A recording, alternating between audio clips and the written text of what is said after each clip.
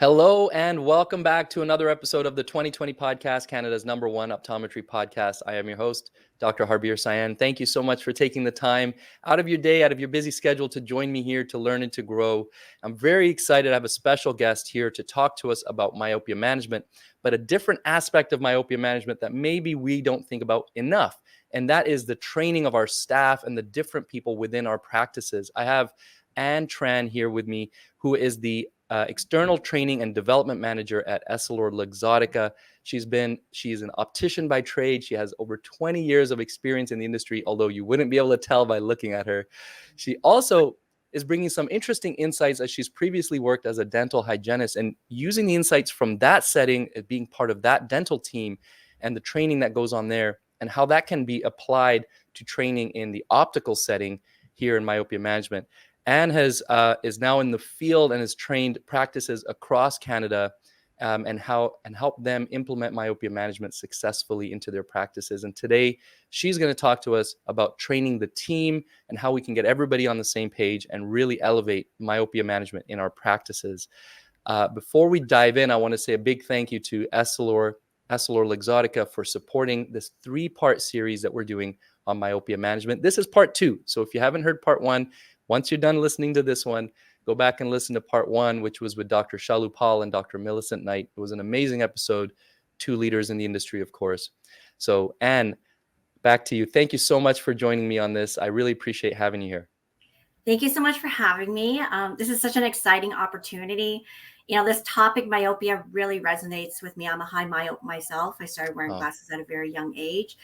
So this is something that I think from my own personal experience and being in this very unique role, it's really exciting to be able to bring my own experience, but also be able to support and understand some of the challenges that our partners or our colleagues are actually experiencing in the field every single day.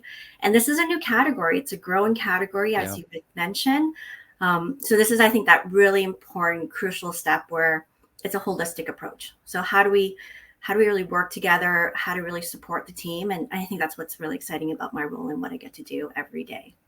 Yeah, that's such an amazing point. Actually, a few points you made there. First of all, the fact that you are high myope means that you really can resonate and relate to the patient journey as well as like what you're seeing on the professional side.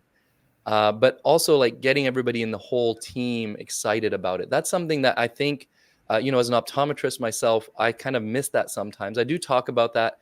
But I get kind of caught up with the conversation I'm having in the exam room.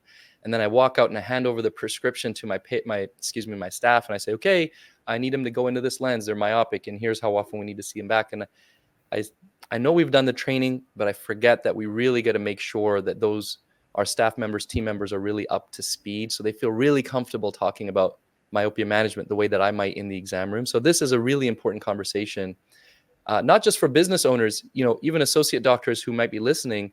You could take this information and take it back to the practice that you're at and share this with the owner or the staff and really help them kind of guide them to be on the same page. So really important conversation, really excited to dive in.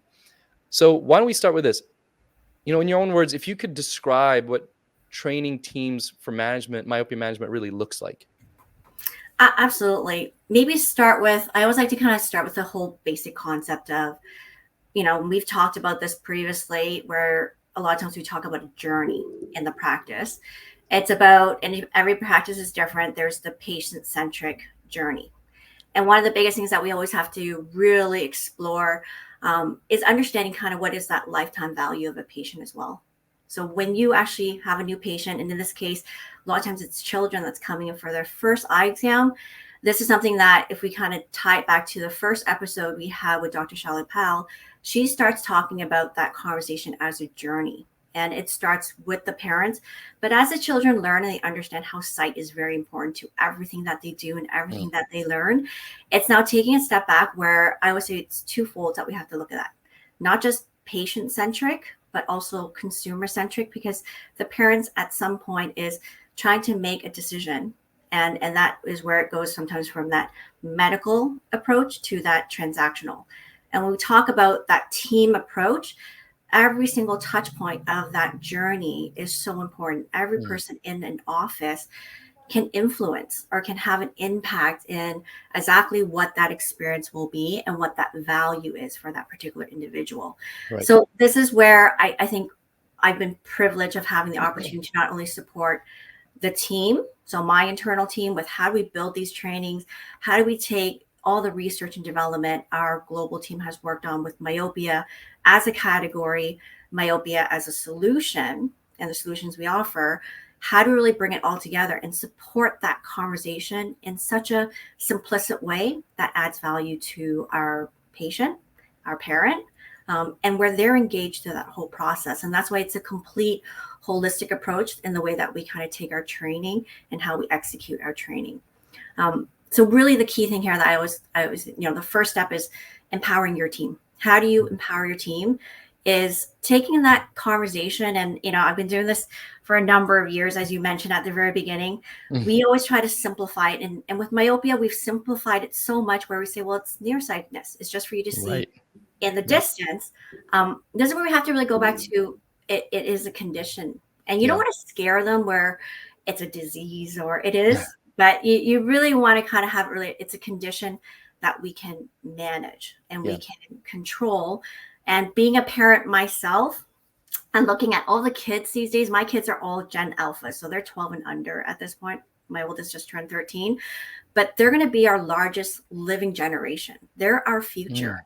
So we need to understand those stats. And this is where I think it has to really start to empower our teams. And there's different skill sets, different age groups that are working within our teams, whether they're, the administrative assistant, or if they're our optometric assistant, or if they're our dispensing team or optician. We all have different conversations and we resonate those messages differently. So we have to start to really kind of take that as a holistic, and I keep using that word, but every person on that team needs to speak to myopia in such a way where it's, if you have been diagnosed, or if our doctor has shared that with you, that you are now myopic, this is something that we can prevent, because there's a small window where we can prevent it from getting worse. And then you're going to have it for your rest of your life. And we want to support you with taking care of you. And this is where I talk about that lifetime value of that patient. It's really having that continued engagement where they see the value in the offer and the service, and then really seeing how that solution is really going to support them. So this is where we talk about myopia. It's an epidemic that will affect the future generations. It is so important where we have to talk about the solutions and teaching our teams and understanding the opportunity of starting that conversation first. So I think that's a really important aspect, is every team member needs to talk about it. And one thing that we do as a team training is it's what do we do for them before they even come in? Right. And when they come in, it's now, hey, did you hear about, when we did our pre-call and a reminder, we mentioned that our team is actually proactively pre-screening for myopia. And your child is under that age group where we are pre-screening. It doesn't matter if in any aspect, every child that walks through that door is being treated the same way with the same level of care. That's how it should start before they even come in. And then what does each team member do when they're actually in the practice, to really support them with understanding, let's be proactive, let's start that conversation and continue that conversation every single time they come in, so they can continue to educate themselves moving forward. Yeah, so many really good points there. First, on the thing that I harp on so much is like looking at myopia not as just a refractive condition, but an ocular disease, right? And when you start looking at it that way, you start to think about treating it very differently, not just correcting it, but actually, now this is a second thing I wanted to touch on that you mentioned, that not just correcting it, but not just controlling it, but managing it, right? And to me, those are three different things, where the management is looking like and then the third thing, the word you used, holistic, kind of taking that holistic look on the patient's life, not just right now, that the fact that they're -1, but like their entire life, what is that going to look like? And having that holistic approach is so valuable. I think all of that's so key and important. And finally, something that maybe I don't do enough, I certainly don't do enough, is understanding the different generations, like our staff, our team members. Some of them are millennials, some are Gen Z, and I guess not yet alphas, but soon enough, we'll have some alphas that are working for us as well. And understanding that they have different approaches, right? Let them find their own voice and how they want to talk about myopia and get them comfortable in that way. Really, really great stuff. All important when we're thinking about all the different people in our staff, in our team, and how they might approach this topic. You talked a lot about being proactive there. I think that's super important now. Instead of just becoming reactive and responding to a fact that a child is already myopic, what's Essilor Luxottica doing right now to kind of be more proactive and take a stand against myopia? And this is where it's absolutely so important, and something I'm super proud of to be working for Essilor Exotica. We feel it's our responsibility as a global leader to lead the fight against myopia. A large part of putting that responsibility really into action is our dedication that we've continually tried to partner with associations and organizations, not only on a global level, but also on a local level. It is really because of this that we continue to be proactive, where it's bringing that visibility of research, innovation. And as this is a growing category, I think that's what a lot of our, colleagues are looking for, is they want the right information, they want the right guidance, and who do we need to partner with to really not only speak to business to business or between partners, but are we speaking towards the consumer? So what are we actually leveraging to really bring that visibility for the layman's individual, the public, if that's a good way of putting it, to really understand that, hey, this is the solutions are available for something that is becoming extremely common and at risk for our future populations. And maybe some examples I can kind of share from, partnering with our national to local groups. Previously, we do support some local efforts, such as, we recently sponsored the Myopia meeting. It's also repeating again this coming December. This is where we really kind of bring the in-depth knowledge of myopia management to our eye care professionals throughout North America. I'm also super excited to share that we've met with the Canadian Association of Optometrists, and they have now joined the GMAC, which is super exciting. And of course, we had the whole event with the BC Doctors of Optometry earlier this year, and, to really focus on that growing of the practice. This is something that we continue to strive towards. And being an optician myself, in the past year, I've had the privilege of really bringing the myopia management conversation to a lot of our dispensers within Ontario. And this is really what we're trying to do, is work with all the different associations to understand, as this category continues to grow, the logistics of how do we implement it? How does it become my reality in my practice?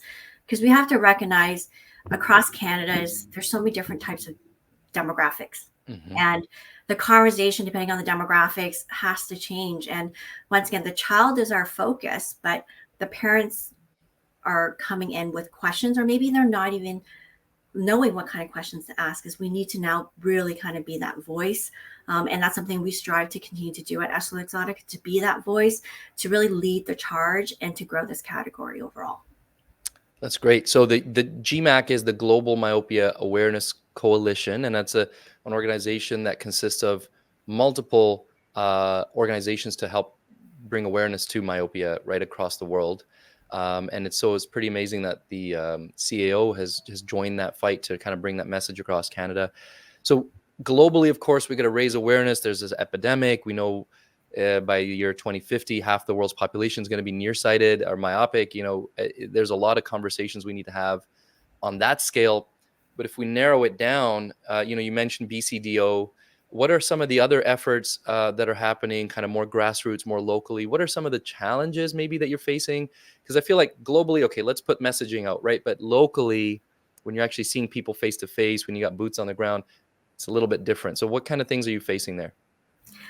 Absolutely. I think the number one thing is education. It's as simple as that. We're only as powerful, our knowledge is power. That's always the message that we try to share. And this once again goes back to, how do we support training from the team perspective?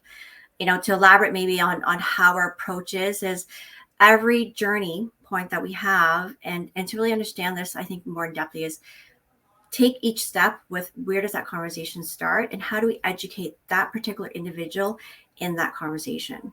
So if I was to map out kind of what a patient journey for myopia in the office will look like, is everybody doing pre-screening, is your admin team that's confirming whether they're sending off an email or if they're getting that phone call inquiry is you need to have a really clear message of what does myopia management mean in your practice.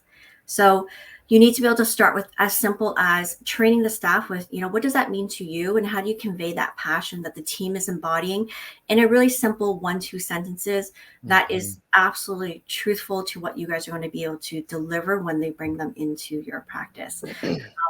And this is where you start with that individual. And this is where we really support the team communication, because each individual in the office needs to be able to speak to it.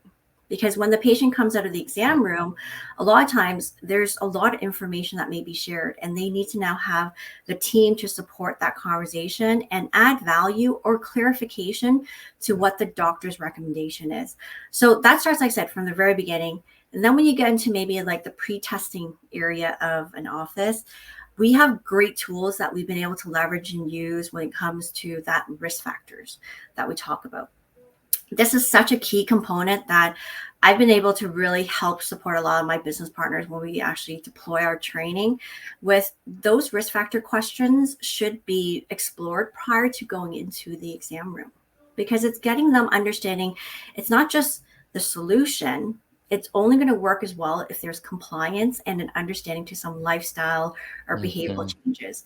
So we do have a pre-testing questionnaire that we've been able to utilize those top 5, risk factors that we look at, whether it's ethnicity, are both parents myopic, or if one parent myopic.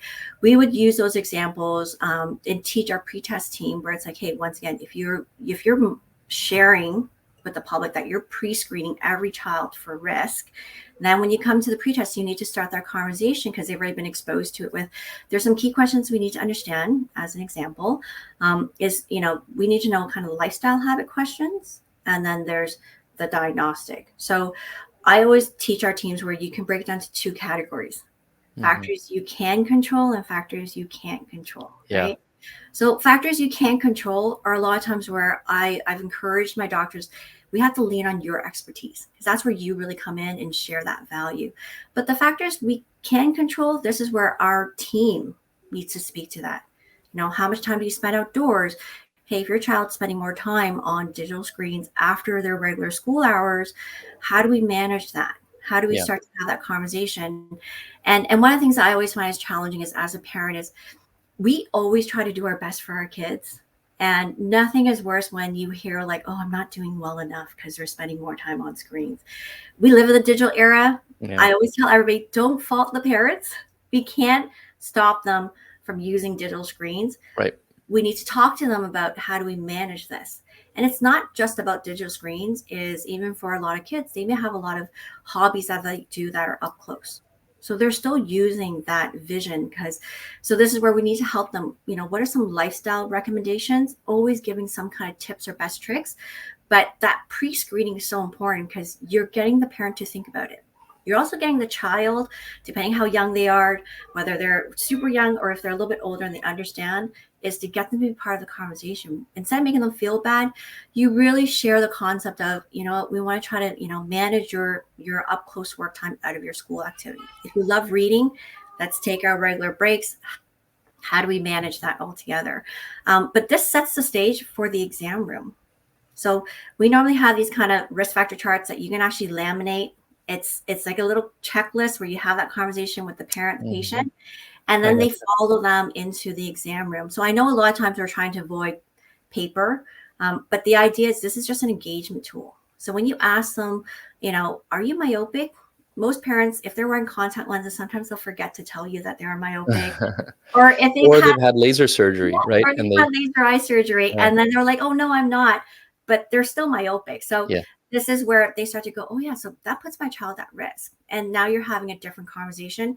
That has been one of the most, I would say, crucial steps that's helped our doctors really convey the importance and the urgency, depending on their risk level, whether it's high, moderate to low, with what's the next step.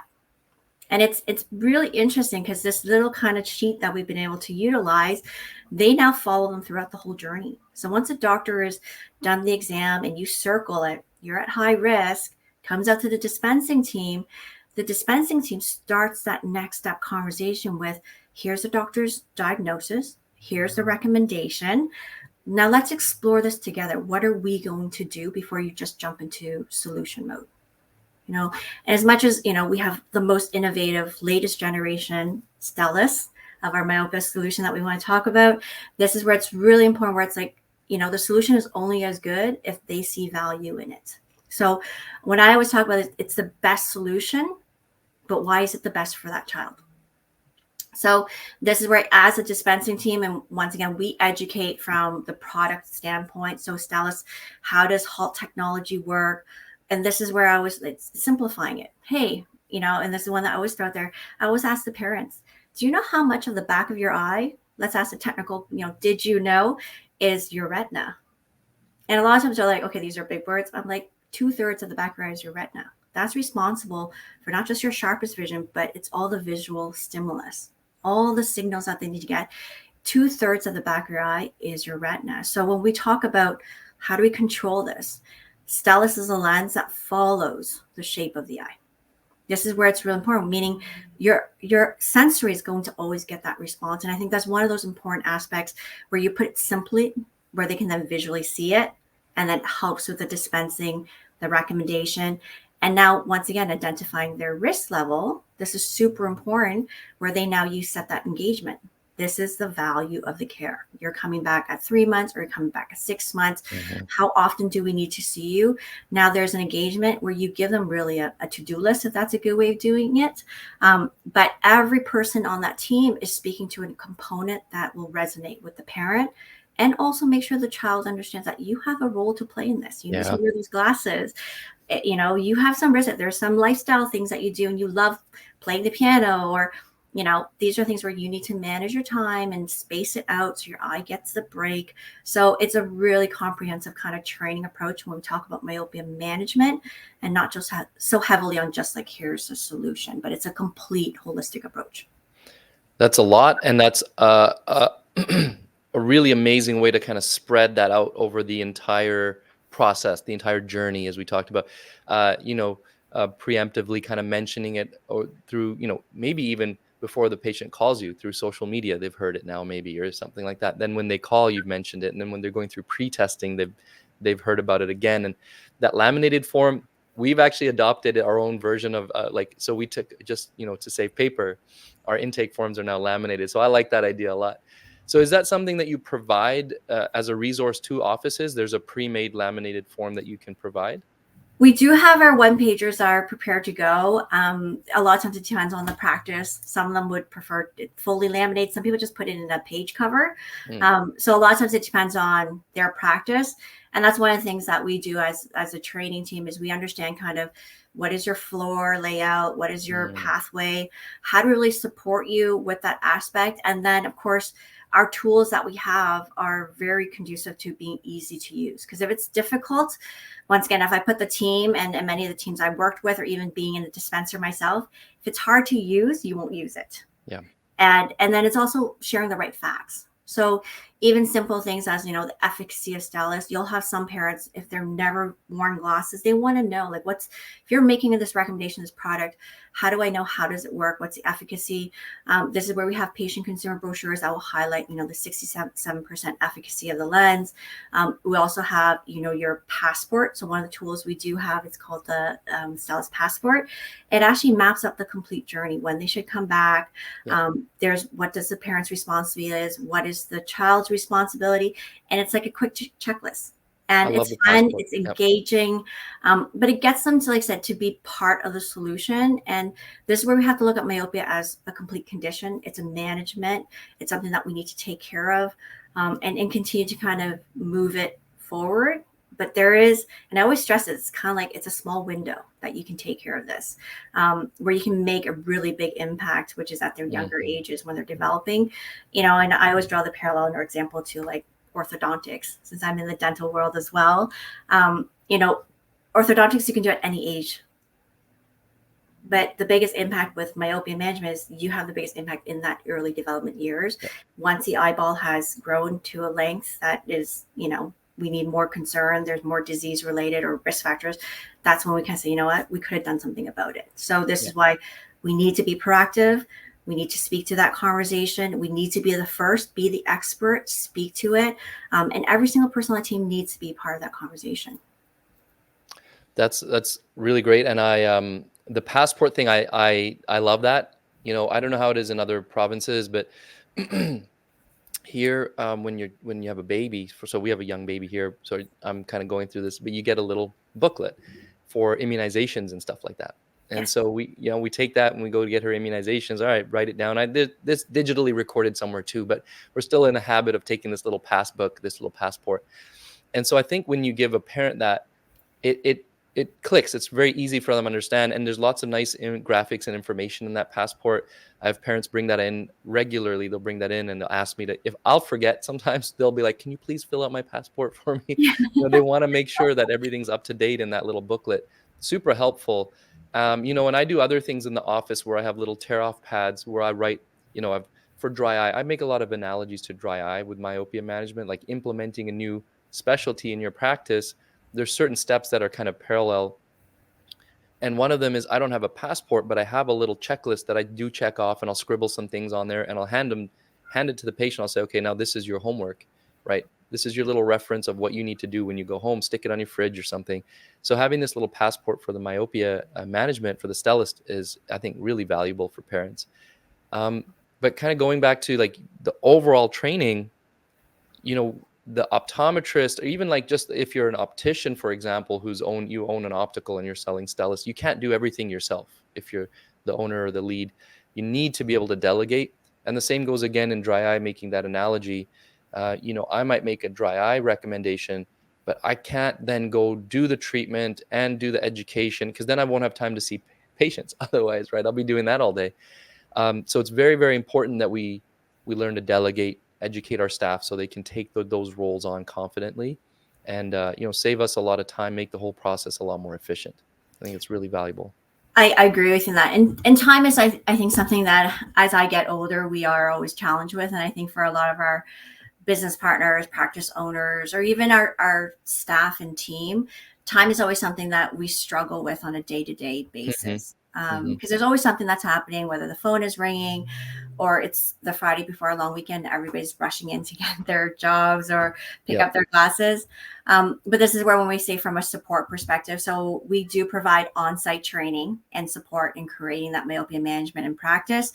But our training team also works really closely with the Leonardo platform. So that's our global learning platform. This is where we try to build a process where even if you were to learn something, it takes time to integrate. It takes time to be comfortable and confident in speaking about it. So we actually do a combination of on-site, and then of course there's layered learning, where you now can have an opportunity to really leverage or use our Leno virtual training and kind of really build that confidence, depending once again on the different skill sets within your team. There's different, and the great thing about Leonardo, if no one has been on it, I'm hoping most of you guys have explored this already. A simple way of putting it, sometimes I'm like, it's like the Netflix of yeah. That's a good analogy. Where it will customize to your what topics you're looking for. But we have great, whether it's a video, a great 2-minute read, there's great learnings. And like, as an example, we have like Dr. Kate Gifford, who's a leader speaker podcast. It's a business partner that really helps focusing on the communication with parents. And sometimes that's the challenge that we have. She's got a great one called the 6 C's of communication. This is something where you just have to take time to sometimes listen to that information, digest it, then put it in your own words, make it applicable to your practice.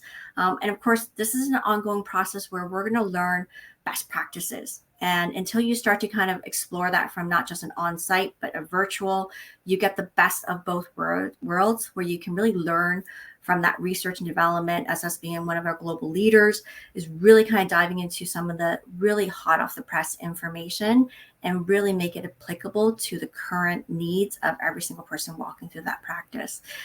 We also have regional workshop-based events. So this is for our Essilor experts and EL360 partners.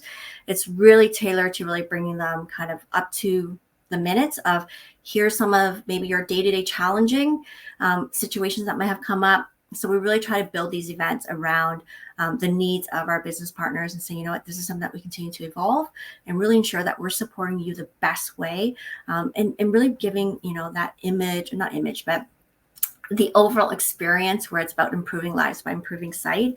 And this is something that's really key that I think we really strive to continue to support from an educational perspective and different venues of being able to get that education exposure. Yeah, that's amazing. That's multiple different platforms and resources and venues, as you said, whether it's in person at these regional events or online through the Netflix of online eye care education, or through podcasts. Everybody learns differently, right? So having the different ways for people to engage and learn is so important. And I think maybe the most important, the most common pushback uh, um, different people will give is like, I don't have time. But if you find a platform that works well with you, if you like podcasts, you can listen while you drive, or while you work out or something.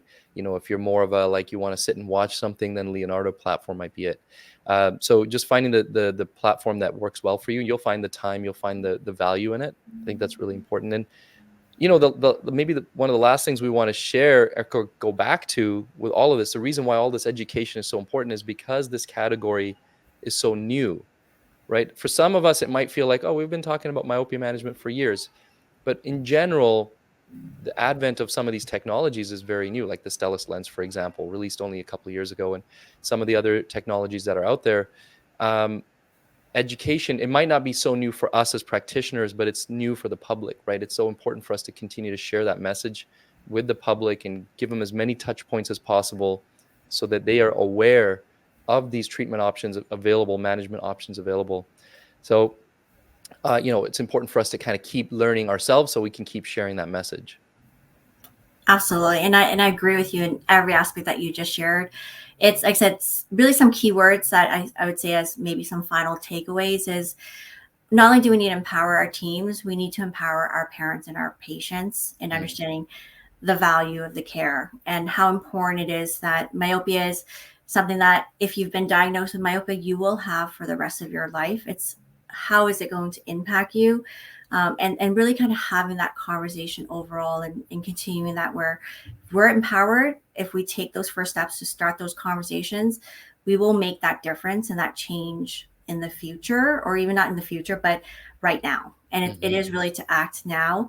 I would say kind of my final thoughts is I love saying this to every parent and any of my teams that I've had the privilege to train. Even my internal team, my trainers are in the field, is our goal is really to help our children grow at a healthy rate. We want them to be healthy. That's the most simplest message we can have is we just want our kids to be as healthy as they can be. And what we can control is we can control how healthy they can grow and grow at the rate that they're supposed to. And that's really what myopia control as a whole and myopia management is. They're going to grow. We want them to grow. We don't want them to stop. We want them to grow, but we really want to help them grow in the best way that they can and get the best of experience overall. Absolutely. That's great messaging. And I think that's something nobody can argue with, especially no parent is ever going to deny that they want their child to grow and be healthy. And we are here to support them in that journey. So thank you so much, Ann, for all the information and the education and all the support that you're providing to ECPs across Canada. Really appreciate it. Thanks for sharing your insight here on the podcast today. Any other final words you want to share before we wrap up? You know what? If anything, the final word is it's important to really, like I said, be proactive. Myopia management is a whole new category. Embrace it. I know it's always scary when we need to learn something new. Yeah. But we all can make a difference. It's one step at a time. Awesome. Love it. Thank you so much. And thank you to Essilor Luxottica again for supporting this series of podcasts. Don't forget, this is the second of 3. And I'd love for you to go back and check out, if you haven't already, listened to the episode with Dr. Shalupal and Dr. Millicent Knight. And make sure you look out for the 3rd episode that's going to be coming out very, very soon. Thank you, everybody who's listening and watching to the 2020 podcast, Canada's #1 optometry podcast. I will see you guys in the next episode.